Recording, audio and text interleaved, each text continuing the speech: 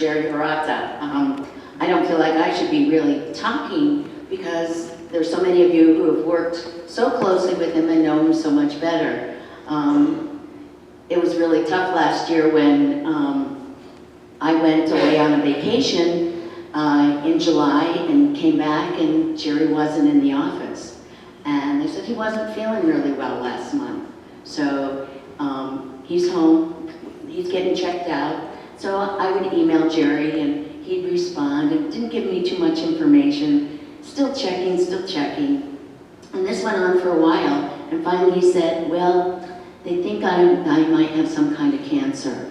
And, so we would call and check on him. He said, you can text me or, send me an email anytime. Just don't make it too stressful. I don't want to talk about work. When Kay says she was not one to follow protocol, I'm like, which Jerry are we talking about? Because Jerry was by the book. Any of the lenders might tell you, that this guy knew the rules. He followed the rules. He kind of colored inside the lines. So seeing that he colored so much and all this surfing, and to see Erlene bring in a picture of Jerry in shorts and puka shell necklace was like, who took Jerry Hirata? What is going on?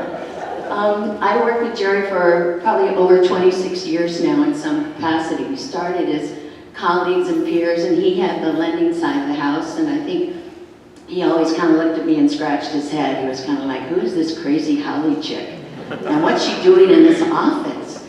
And he was the loan guy and knew all the rules and all the SOPs and kept track of everything. And so he was serious, and he was stubborn, and oftentimes he was very silent.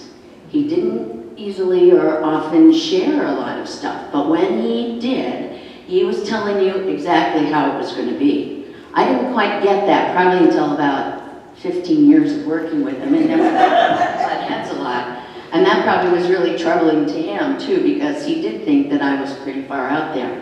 He was probably one of the people who was most appalled when I became the district director. And suddenly the relationship had to change a little bit. It didn't very much. He was kind of like a submarine. He's out there, he's watching, he's kind of moving forward, constant, steadily. The periscope's up, but he's not responding, and he's in stealth mode a lot. But he always got the job done. He had a real sense of duty, and always moving with a purpose, right? We had a few good laughs the other day sitting down in the office talking a little bit further about Jerry and some of the things we remembered. And we were talking about Jerry's very specific and special vocabulary.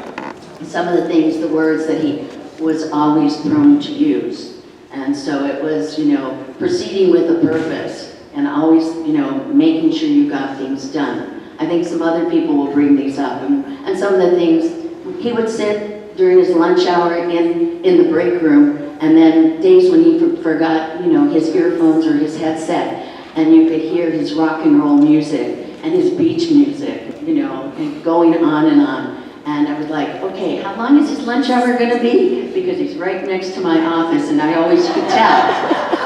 And some days I would see him with a bigger lunch than normal, and I'd go, good, we'll have a little quiet for a while if he doesn't have his headphones. But it was always that rock and roll music, and he would always talk about movies. So one of his favorites that we came up with the other day was, what we have here is a failure to communicate.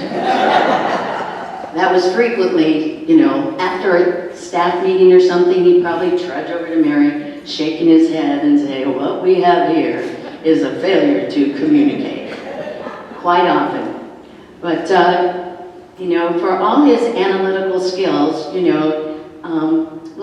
had a real sense of duty. And even when we had to have him step outside from, talking about loans or working with the lenders, he took on the veterans program. And at first, he didn't really want to do it, he didn't like it, but when he saw what the goals were, and once he started making contact with the veterans, he really got into it. And there was no, prying his fingers away and cross-training someone else to do the job.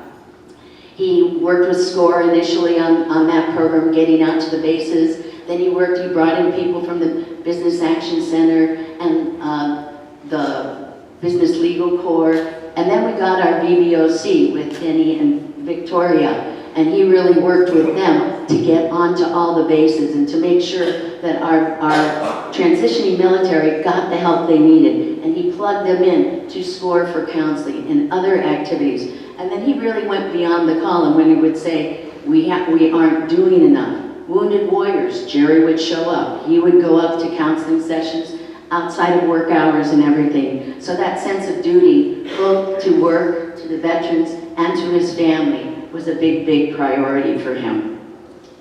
And for all those analytical skills, you know, sometimes he was not always aware of things that were going on around him. You know, kind of moving toward his higher purpose, for sure.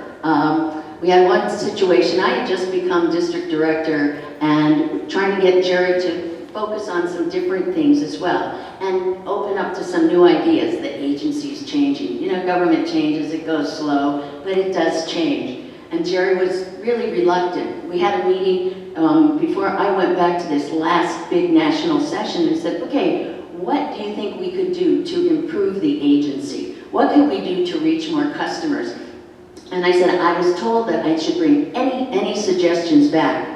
Jerry looks at me and he says, we need to start processing loans again. SBA hasn't processed loans in-house for like 26 years. I said, well, the banks kind of do that pretty well. He goes, no, we need to do it ourselves. I said, Jerry, if I suggest that, they're gonna think I'm a crazy idiot. He goes, you suggest that. So we were doing our small business awards, and Jerry always helped. We did the lender awards at the same time, and we're all on stage. This is like our first big presentation with me being the director of the agency, so I have to get up on stage. There are 450 people in the room, a big deal. Jerry has helped set up the stage, so he's going to help pass out the awards. Jerry's standing in front, and we're making the first announcement. He has a rolled up program in his back pocket. And he starts walking across the stage, and as he goes, he knocks down every one of the awards. Falls on the floor. I look up and I'm going, oh no, that's going to be everything. So I run across the stage, I grab the roll out of his pocket, and without even thinking, I smack him on the butt. In front of 450 people. This is my first formal act as district director. Using my employees. We have a zero tolerance. But that was my introduction to everyone as the district director with Jerry Hirata. So he could always make a bold move and make a statement. Jerry, thank you for so many years being our lead loan guy. We miss you.